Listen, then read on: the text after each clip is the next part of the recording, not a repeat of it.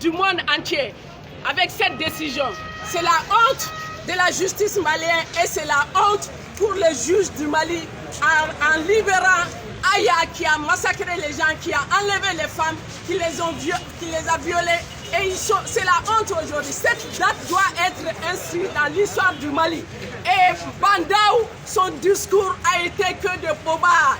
Et c'était l'occasion pour Bandaou et Assimi de montrer que ce qu'ils ont dit pour la justice malienne, c'était aujourd'hui que cette justice devrait démarrer pour la réconciliation. On ne peut pas faire la réconciliation sur la base des mensonges, d'arrangements, de l'argent, des 20 millions, d'une villa de 18 millions. Et on ne peut pas faire une réconciliation sur la base d'un tel verdict. Vous avez 3 jours pour pourvoir, non? C'est la même chose.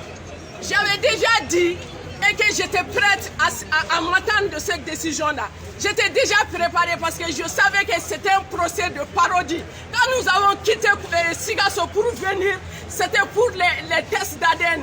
Le jugement n'a pas été repris sur cette base-là. Le jugement a été repris sur les exceptions, sur la loi d'attente. La loi d'attente est très claire. L'article 4 de la loi d'attente exclut tout ce qu'il vient de dire ça. Donc c'était un procès déjà arrangé à l'avance. Moi, je m'attendais à une telle décision.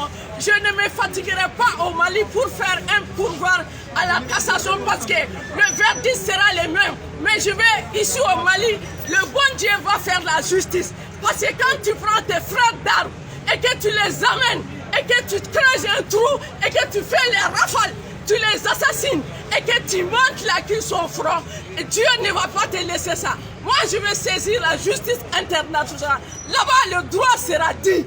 Là-bas, le droit sera dit parce qu'ici, aujourd'hui, les juges ont enterré la justice malienne. Ils ont fait la honte du Mali vis-à-vis des ratifications que le Mali a fait par rapport à toutes les conventions.